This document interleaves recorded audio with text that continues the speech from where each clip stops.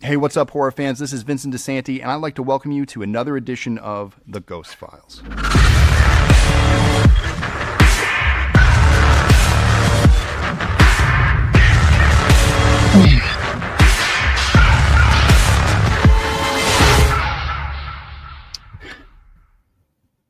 What's up, everybody? It is Friday, June 18th, and I'd like to welcome you to the 52nd episode of The Ghost Files Live. I'm your host, Vincent DeSanti, and it is Friday, July 18th, and we are off and running with Crystal Lake and Jason Universe news this week. But before we get into that, I just got to remind you, if you haven't already, subscribe to the channel, like this video, make comments, engage. If you want to ask a question during the screen, I will try to catch it as I go, but obviously super chats are always our best friend. They help support the channel, and I can see your question for much longer.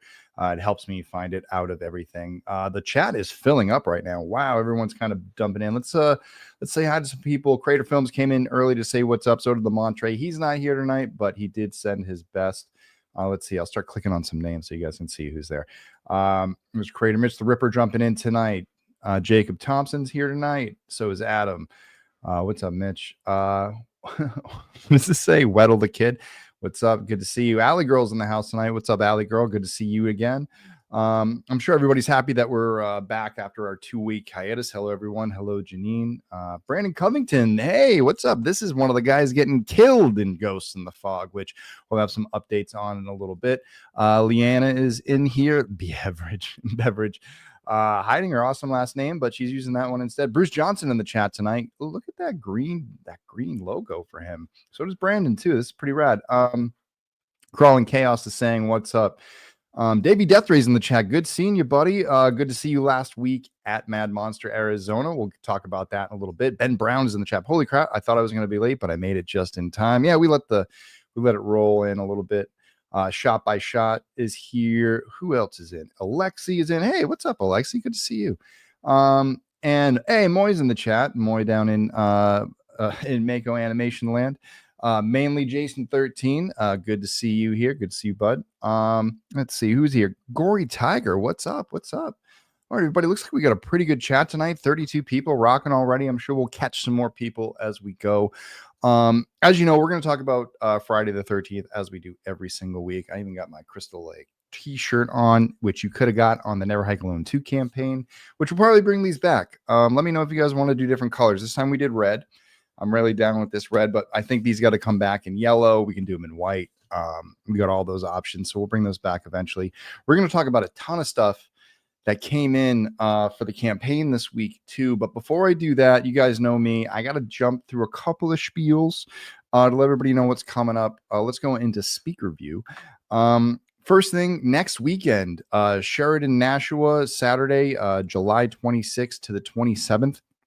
I will be at Monster Expo. I'm going to have a ton of goodies up there, some new stuff for the convention goers. But there is a big change to this show. Kane Hodder had to drop out, so they have replaced Kane with Tyler Mane from Halloween, from X-Men, and a ton of other stuff that he's been doing over the years. So come meet Tyler Mane, Brad Laurie, Miko Hughes, Mark Price, and Brett Wagner in Nashua, New Hampshire. We're going to be hanging out. It's going to be a good time. And then in a few more weeks, we have Crystal Lake Nightmares at the LAX Hilton in Los Angeles from August 8th to 10th. I will be there. I will have my own table. So will Andrew Lady, who plays Kyle McLeod. So will Brian Forrest, who plays Jason Voorhees alongside with me. And for the first time ever, Lennon Hobson, who plays Pamela Voorhees in the Never Hike Alone series, will also be there signing autographs with a slew of guests. If you haven't looked at the guest list, definitely check that out. Kane Hodder just signed on. Ken Kersinger's on. Doug Tate's on. So there's a lot of people. I think Doug's on. There's a lot of people coming in, and I know they're adding people every single day. So it's going to be a great time. Come on and hang out in Los Angeles for all those people. So that's really all the spiel I have for that. I mean, if I really wanted to jump into some, actually, I do want to jump into one thing.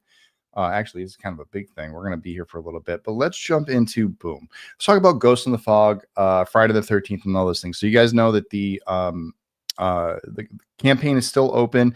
It's still doing very, very well. Ghost in the Fog is currently in production. We actually launched animation yesterday. So we're very, very excited about that. The team actually just sent me over a shot right before we were here, so I'm already giving notes. We are working on a section right now in the middle of the film, hoping to get that animated so we can share that with fans and hopefully raise a little bit more money, which were really, really cool. But the campaign's coming along, and also shout out to the Slay campaign, which hit its $150,000 goal on the second to last day of campaigning last weekend.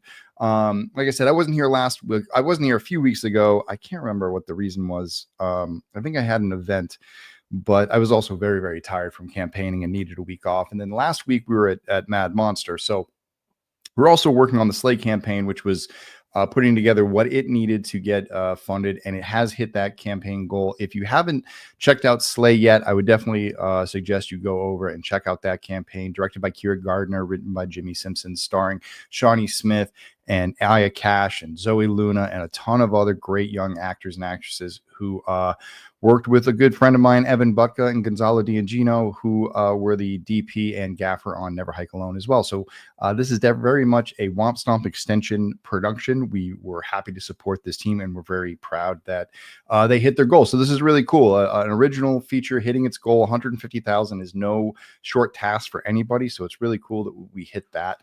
And so I'm excited about that. So with that said, I'm going to hop back to this view. And before we get into other things, I see some stuff coming in. I want to talk about some stuff that came in for the Never Hike Alone 2 campaign. First of all, one thing that we have been waiting for a long time has been the VHS tapes. And I'm happy to say the VHS tapes have arrived. The Never Hike Alone VHS tape from Tapeworm has landed. Most of them have anyway. So let's kind of slip this thing out. Whoop. You get your, oh, look at that. Ooh, no, what am I doing? Boom. Look at that. You get the nice little side thing. Bam. Not just this guy. We also got this guy, the Jarvis versus Jason edition. So these are also in, and these will start shipping out this weekend. I may have showed you guys this before, but we also have, bam, the Never Hike Alone 2 special edition, the Bill Hunt edition with the Bill Hunt artwork with those guys facing off. So that one edition came in. And if you hadn't seen before, our Never Hike in the Snows have been in stock. So as our Never Hike in the Snow ghost cuts, or Never Hike Alone ghost cuts. The original Never Hike Alone for this edition with the cool Kyle artwork. And then my personal favorite, the Adam Michaels artwork special edition, Friday the 13th with the red tape. I mean, not Friday the 13th, Never Hike Alone. You guys know what I'm talking about. So these are all in. They're going to start. We've already started shipping some of these, but we're going to start shipping a lot more of these this weekend.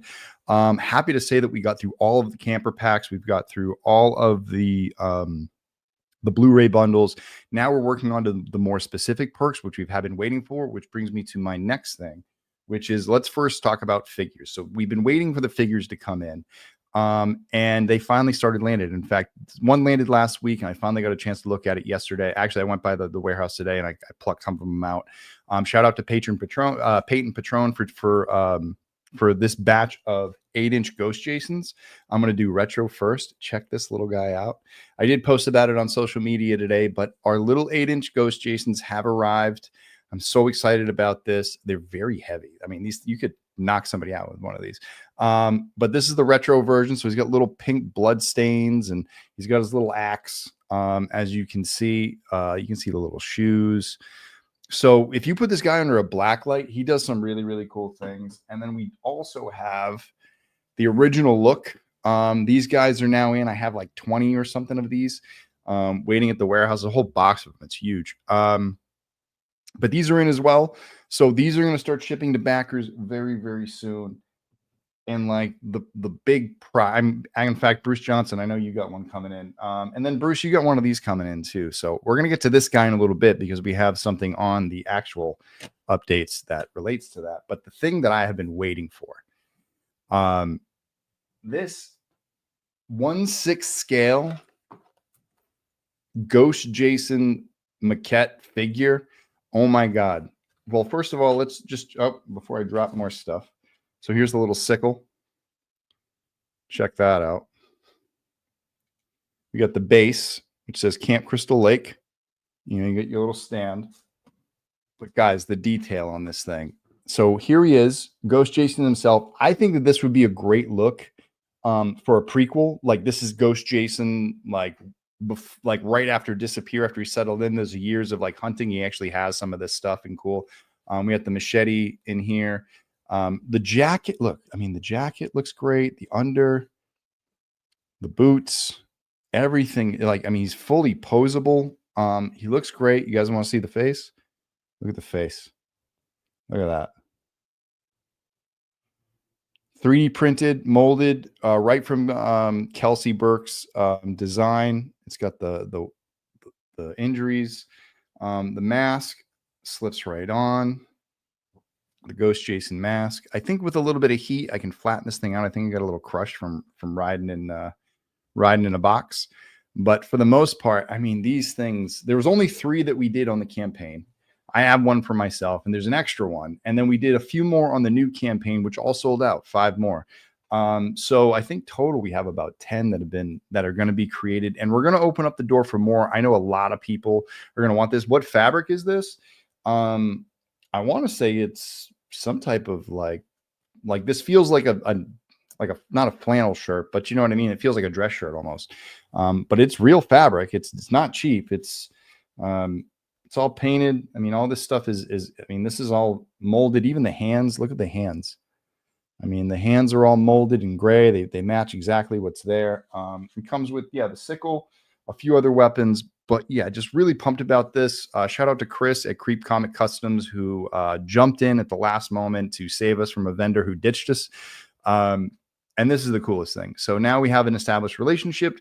We have established the build for this, which is really nice. And we can create more of these. I want to bring these to conventions. I'm hoping to have a few extra with me at Crystal Lake Nightmares.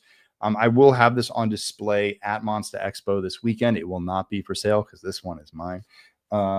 But these guys will be here with me because I did order a couple extra. So I will be bringing one of each to each convention coming up, and I will only offer those one each unless I can find a way to pack more. But they are heavy and they take up a lot of space. So, so that is everything, basically catching up for Womp Stomp Films.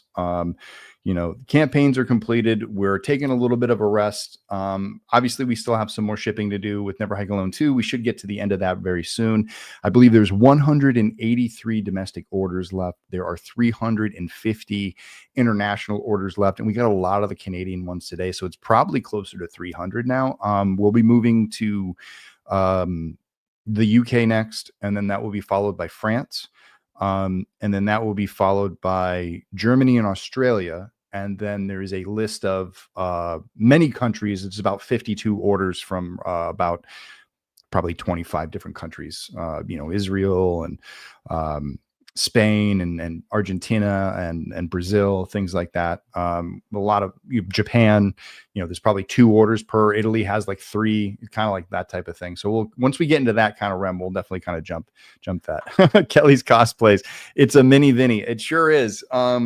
And Brian, you got to give Brian the credit too, but it really is cool to have like, all this stuff, you know what I mean? Like, everybody putting in this work. This is all fan created. This is all fans reaching out and doing this stuff. This is really, really rad. Yeah. And Bruce, you're definitely getting a ton of it. In fact, we're going to work on your order this weekend. That's one of the main ones we're actually focusing on.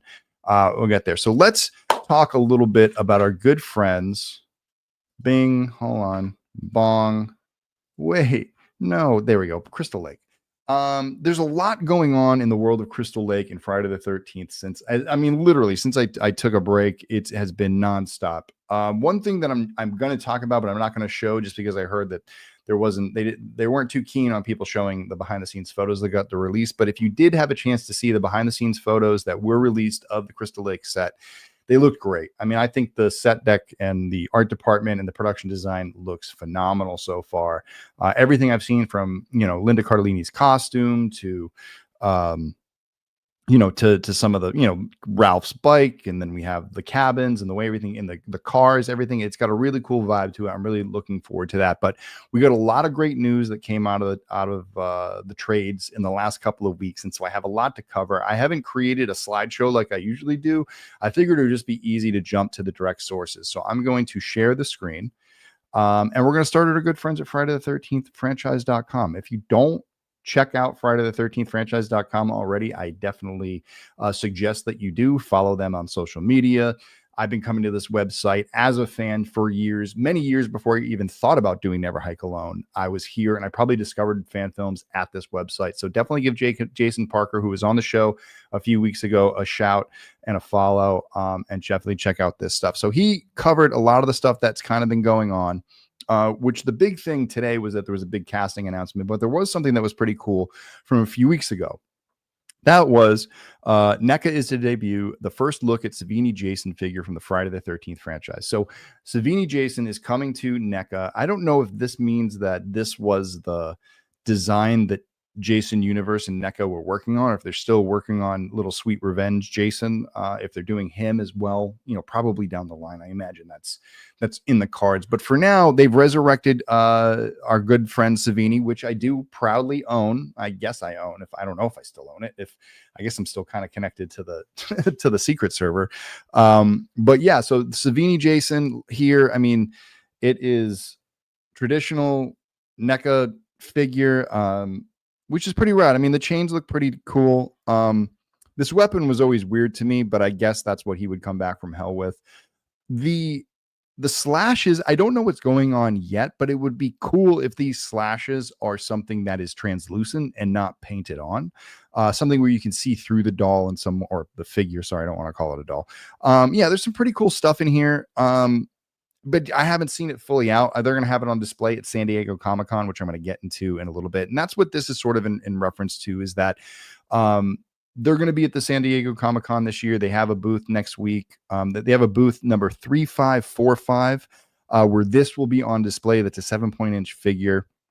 And obviously it is from Friday the 13th, the 2017 asymmetrical horror game developed by IllFonic and Gun Media. So they talk about the release here. And so it's interesting. I've been really in the camp of the Friday the 13th game is not coming back. Friday the 13th game is not coming back. And I still think that it is a long shot for it to come back. But I do find it interesting that, the timing of resurrecting something like this, the fact that there has been a lot under wraps with Kane and what he's doing with the game, and IllFonic and Gun coming back together. Like, anytime they come back together, we know that there is a recipe for Friday the 13th there. And with remake games being all the rage for the next generation consoles, it seems to be it's doable. I mean, I think that the Friday the 13th, if they weren't thinking about doing it before, or if they were this whole time, I can't believe that they let us go through all this and didn't tell us. But this will be a great sort of opportunity, I think, for the Jason universe to really redeem themselves next week at San Diego Comic-Con, because they have a lot coming up, which we're going to get into in the next little bit. But anyway, Savini Jason's on the way. It's pretty cool. I can't wait to check him out. I mean, I'm probably not going to pick it up myself. And I would be interested to see what the face looks, but we've seen the face from the game and stuff like that, so that's not going to be much of a surprise. But yeah, I mean, collectors are going to love this. You can put them right beside your Ghost Jason. Definitely kind of check that out when it comes along, and hopefully there's more Jasons coming down the line.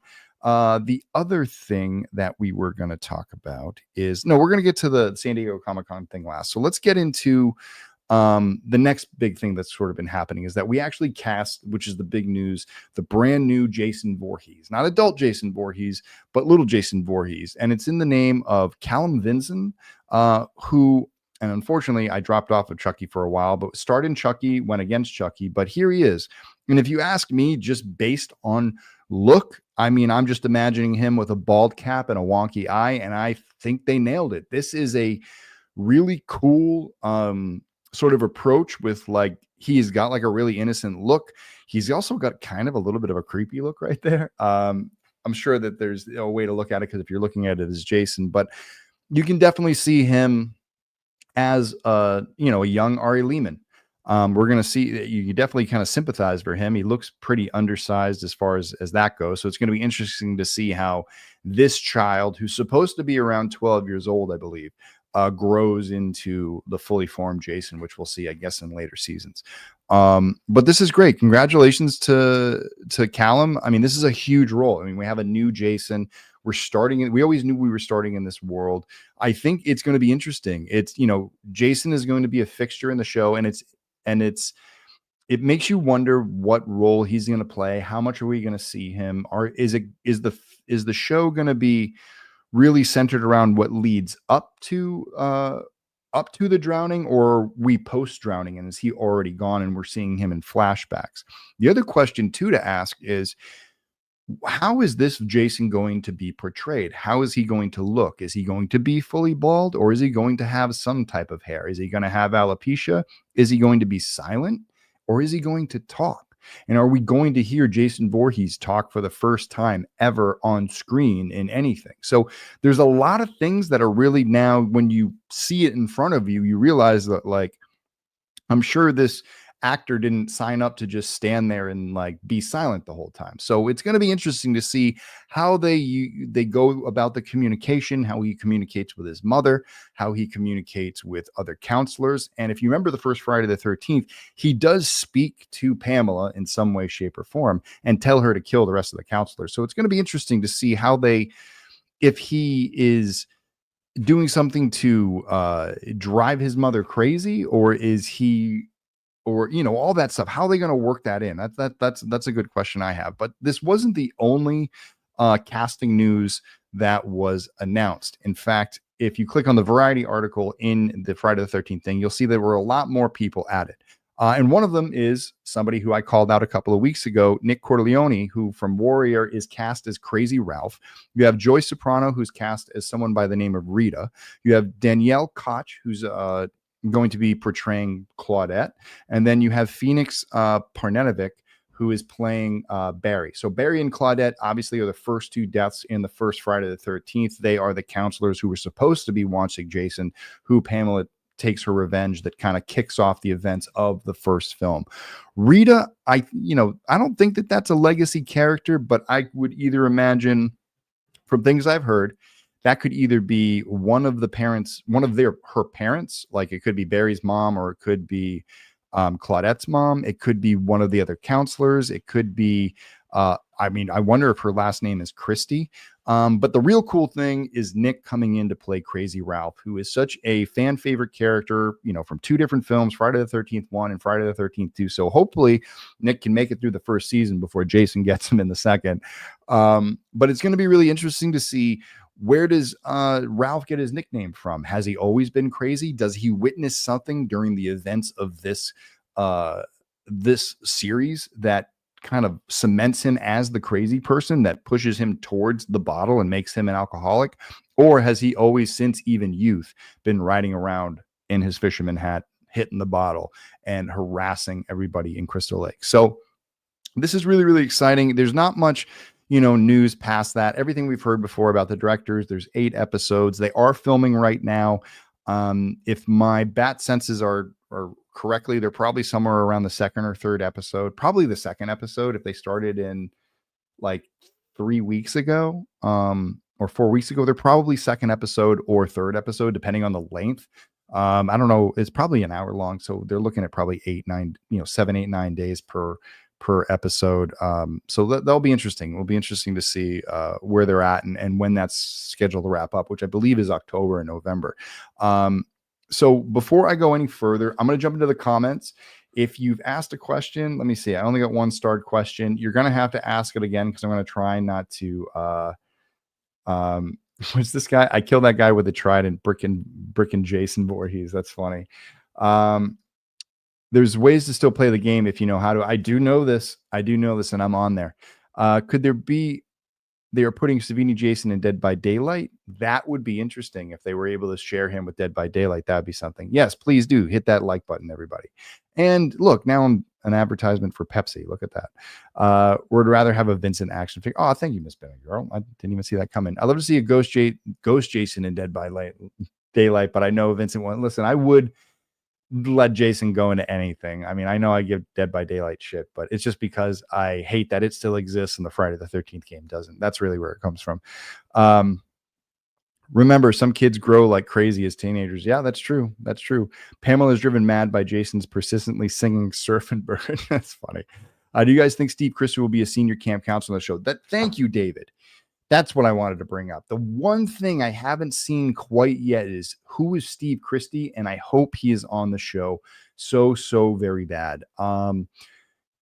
Steve Christie being on the show for me is kind of like a thing where I want to see that connectivity. I like in my versions of Friday the 13th that I've written in the past that, that involved the Christies. I always wrote Steve as someone who was also sort of directly involved with what happened with Jason, or felt sort of responsible in some way, or felt responsible in some way for the downfall of Camp Crystal Lake, and therefore was driven by this need to put things back in place and fix the camp. And that's why he kept coming back up and spending all that money. I always thought that would be a good connective tissue. Haven't seen much of Steve in any of this stuff, but it would be interesting to see how that does evolve, because he, and it's interesting because they could be changing the timeline here. They're following the characters, but it seems like a lot of this stuff is happening while everyone is still at Jason's current age. This isn't like 13 years have passed and Steve's trying to reopen the camp. This seems like the active time when Jason actually drowned and the deaths that happen around that drowning. And which is something that I pitched before, of saying, like, if you're going to remake Friday the 13th, it may be better to just put all of Pamela's story in a 3-month span versus waiting 13 years. Like, literally, she tries to attack everyone right away and maybe gets away with it, and then ends up getting killed by an Alice type character. And then many years later, when the camp tries to be reopened again, you have Jason as the formidable person who's stopping people from reopening of the camp, which would be really interesting. But we'll see. Let me jump through some more comments. Do we know anything about the timeline? Like, Jason will be early 20s. When is he going crazy? Yeah, I mean, that's kind of what I was just talking about. We don't really know that yet. We just know that we're starting in that era where Jason has drowned and coming off of those events. I don't know how it's going to connect to that first film, and how, the camp had been dormant for so many years and they're trying to reopen it.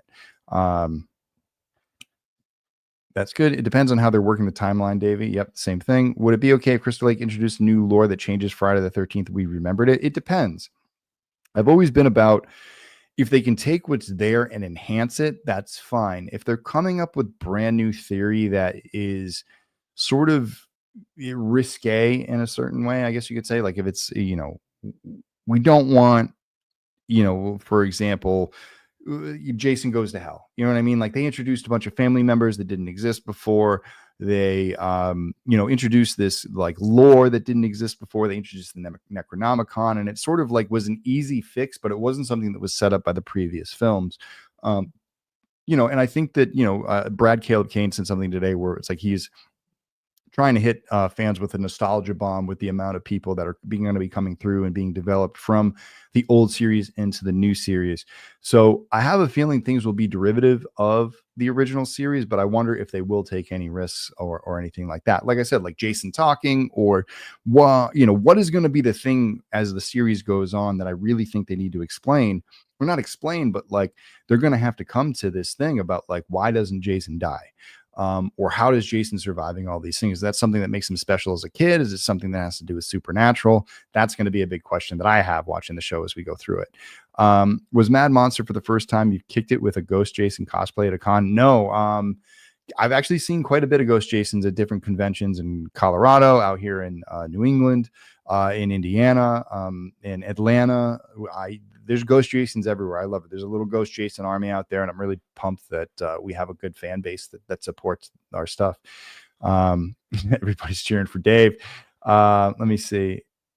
Hey, Brandon Gonzalez, what's up, dude? Good to see you. Where do you think Pamela got her famous pixie cut? I think, once she hit a certain age, they just cut it all off. Evening, everyone. Hey, what's up, Frank? Night Right. I'm nervous to see what the hockey mask looks like on adult Jason. So am I. I mean, what they have going so far, I mean, we know how I feel about that. It's not the greatest design right now. I don't know if the series is going to take a different design. I hope they do. And I'm hoping this Jason universe is just for Sweet Revenge, because there's something else coming along down the line, and that's something else we're going to talk about in a little bit. What did Ben say? They had some cool ideas with Jason Go Hell. Love the Jason design in it, but the movie was not my favorite. Yeah, I feel you. Nostalgia can be dangerous if you're looking for a new audience. That is very true. You got to ride the line.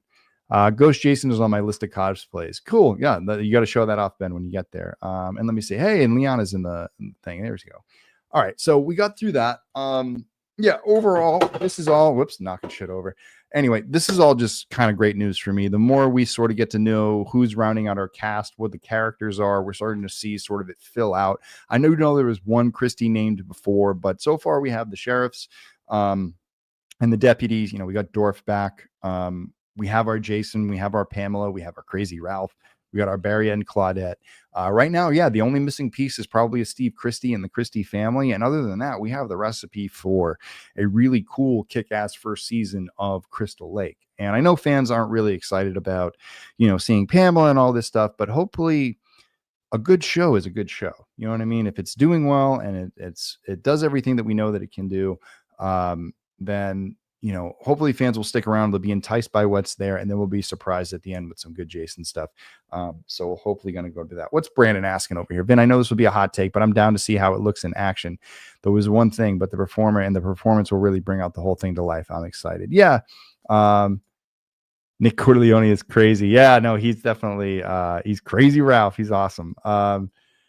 They don't need to look for a new audience. Old farts like me who have kids, introducing them to the new audience to these classics already. Yeah, no, I mean, there's a lot of people waiting just from the game and all that fun stuff who are kind of looking for that. If I was a crazy person, I could do a pretty one-to-one cosplay of Battle Damage Ghost with some stuff I'm going to get eventually. Well, you let me know and I'll give you the reference. So with all that said, looking forward to all this Crystal Lake stuff. One of the things I want to get into really quick, because I only have so much energy tonight. It's been a long week.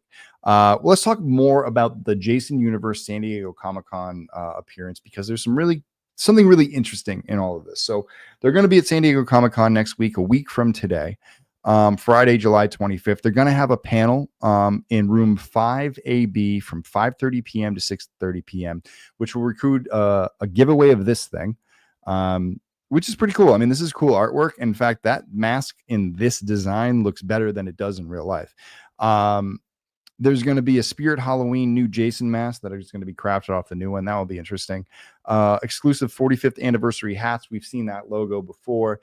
Also crafted exclusively for the panel, that Mondo lithograph and the 7 scale ultimate Jason thing. But the one thing that caught my eye about the people that are going to be there, one, Brad Caleb Kane will be there.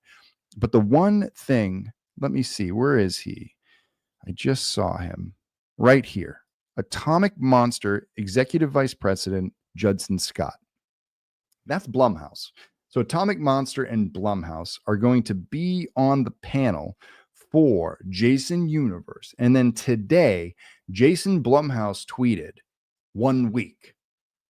Guys, I think we can call it. Friday the 13th is coming to Blumhouse and Atomic Monster, and it may be in the hands of James Wan, which would be a huge win for Friday the 13th fans. So Mike can go do Sweet Revenge or whatever he's going to do and do his commercial. But if we're going to get a new film from James Wan, then I'm going to put all my faith into that, because James is one of my favorite filmmakers. In fact, shout out to James for help sponsoring one of the perks on the Slay campaign. Him and Shawnee Smith sponsored a Saw bundle, which is really, really cool. So to hear that James is going to be possibly, or I didn't hear that yet, it's not official, obviously, but to look like that's where the direction is heading, that's a great place for it to be. And if you have a problem with Blumhouse, like if you don't like the other things, that's fine. You can have your opinions about Blumhouse. You can have your opinions about Halloween. But Halloween was David Gordon Green and Blumhouse, and this is James Wan and Blumhouse. What has James Wan done for Blumhouse? Well, let's think. The Conjuring. He did Malignant.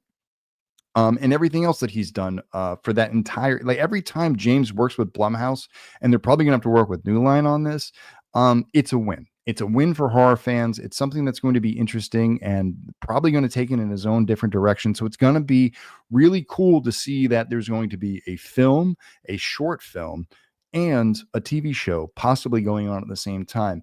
And so the Jason universe is slowly getting on its feet. It's been a long road. They really kind of came out of the gun and they didn't have much to show us. But if this is what they've negotiated and this is what they've got going on, then they have heard the fans and they have answered them. They want a movie and they're going to give them a movie. And they've been sitting on this for, they got to sit on this because they need something for San Diego Comic-Con. And this seems about right. They're also going to show a sneak preview of the Sweet Revenge, a short film. And And you know, it will be interesting to see what this new Jason is going to look like in action. And so yeah, well, let's see. Well, there it is, folks. Angry Orchard Jason, our favorite. Anyway, let me take this off. We can kind of jump in. Let me just we'll do a quick little chat.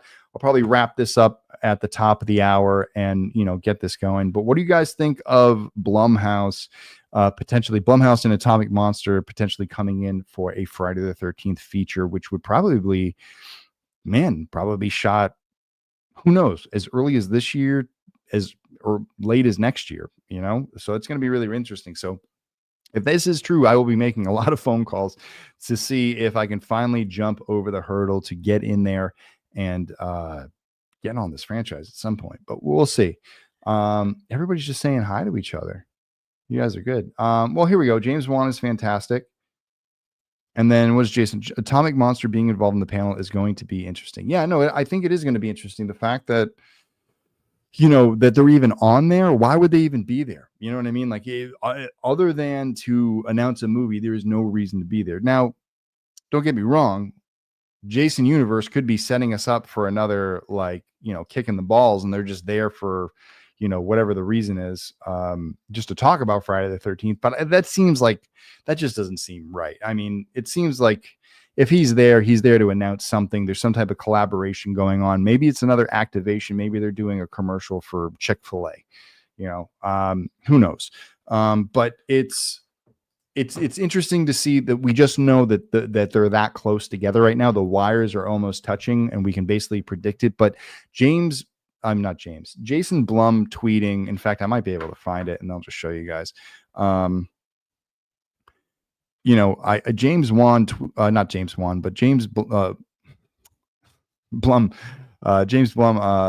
it. Let me see. I can look him up right here. Jason Blum. That's why. Because I can do this little boop. Where is it? 1 week. Right here. 1 week. I think he gave it away. I know he's not the sneakiest, but I think James gave it away right there. So let's see what happens. As a Jason, it's Jason Blum's birthright. Yeah, I mean, that is true. And honestly, they've said the right things. I know Ryan Turk's over there and he's a big Friday the 13th fan. Let me see. They're bringing Jason into the Saw universe. That would be pretty funny. Someone at Atomic Monster just clearly really into Friday the 13th and just wanted to be there. Yeah, I would do the same thing. Why haven't they casted you yet, Vincent? Waiting for season 2? I don't know. I'm trying. For me, Blumhouse is likely Ridley Scott. Maybe made some bangers and some crap. Yeah, I mean, it's just you have to understand with Blumhouse, they have a model. The model isn't to hit a home run every single time. It is to diversify with small budgets, and just one of the films has to hit. You know what I mean? And they take some wild swings. Like Megan didn't do that well. There's some other things in their slate that weren't that great. But look at Happy Death Day. Look at what's some of the other ones that have been very popular for them that have, you know, they've been able to kind of make sequels off of. And, you know, you can't really argue with the success that they have. And you can't argue with the success that the guy, you know, for all the films that come out of Blumhouse, Jason seems like a pretty awesome dude. Seems like a pretty go with the flow, like supporter of independent filmmakers, supported a lot of young independent filmmakers to make their films through Blumhouse, whether it's Tilt or, you know, through the actual, the mainstay. It is, you know, he's been a big proponent of like growing independent film, and Blumhouse started very small and now they're a big conglomerate because they've had a lot of success. And obviously that comes back around in many different ways. Not everything's going to be a home run. And they do market a lot of the PG-13 films, so that those take a lot of slack as well. But, you know, overall, they're one of the top houses, and that's where we want Friday the 13th. And I think they're going to be in good hands. Let's see. Before I head out, not sure if I missed, but the first 2 episodes named Crystal Lake are out there. Oh, the first 2 names are out. I'm gonna have to check that. I'll get that on next week. But that's really good. Do you know where we can find them? Hey guys, about to hit that like button. We're almost got 50 people in here, not even 30 likes. Hit that button, Mall. Yeah, come on, everybody, hit that button. The live action Angry Orchard Brandon Hawk looks good too. You really think that? Okay. I'm dying for some Friday the 13th merch ideas: a Harold toilet plunger, a Tom Fridley condom, a Bill Randolph harmonica. Yeah, there you go. Then you should do a commercial pitch that you told me about at Mad Monster. Yeah, no, I'm going to do them all. I would be your first victim as adult Jason by vertically slicing me in half. Would love to do that. Let's see. Simple Jack. That's very funny. If I don't mind if little Jason speaks. Makes sense if it all goes to silent later after being traumatized. That does make sense. Would you be happy with the Halloween 2018 treatment? I just don't think. I mean, if they retcon some stuff, hell yeah. But it's not David Gordon Green, so I'm not worried about that sort of approach. Also, isn't Gun Media doing some sort of non-licensed game, something about vampires? I'm not 100% sure. He did call for his mother. He did, and that's what I'm saying. We're probably going to hear it, which is going to be interesting. Blum is using a pretty sound business model. Yes. Episode 1, The Great Pretender. Episode 2, Are You Experienced? Very interesting. The Great Pretender. The one I sent. Oh, yeah. That okay. Yeah. No, it is pretty rad if you talk about it,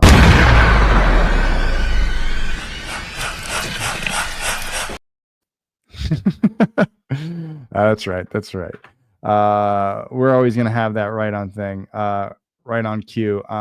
Let's see. What does Brandon have to say? I'm down to see all the James Wan tackles Friday. I'm confident we'll do well. And Vin, I wish you the best in the future of the NHA and wishing the best for Ghost in the Fog. Thank you so much.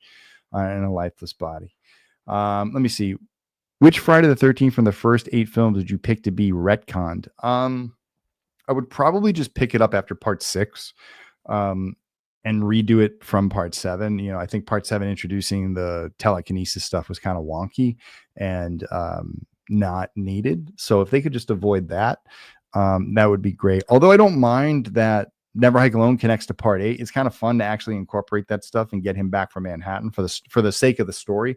But we'll kind of go from there. But all right, we're nearing the top of the hour here. I know this is a short podcast this week. I usually do like an hour or more. It's just been super busy around here and super hot in New England, so it's getting a little toasty, and I am definitely running out of steam. I want to see Amy Steele return as a Friday the 13th as an owner of Ginny's B&B. She warns visitors to stay away from the camp. I actually saw Amy last weekend, and Adrian and Kane. And they're all doing really, really well. So definitely make sure if they're coming to a con near you, check them out. And also, huge shout out to Ron Sloan, who hung out with us at the Dylan's New Nightmare table at Mad Monster. It was good to see him again. And I'm going to see him in a few weeks at Crystal Lake Nightmares. So that's going to be fun as well. The Mountain of Lore Part 6 introduces the franchise is simply incredible. Yeah, they didn't do anything that was out of the box. You know what I mean? It was everything that made sense from the previous films that, you can kind of justify why he would kind of be there. But, aside from that, let me see here. Blah, blah, blah, blah. We got all that stuff there. Cool. So I'm probably going to be back next week. If not, I'll be back the week after that. I'm going to be keeping an eye out for all things news on Crystal Lake and Jason Universe. Actually, I probably am going to be here next week because they're going to do the announcements at San Diego Comic-Con. So I will make sure that I'm on this stream next week to talk about this stuff and react to all of it. Definitely join me here next week. Because that's where we're going to have a lot of stuff to talk about. I feel like you guys have seen a lot of this news all week. Mike does a great job at We Watched a Movie covering it.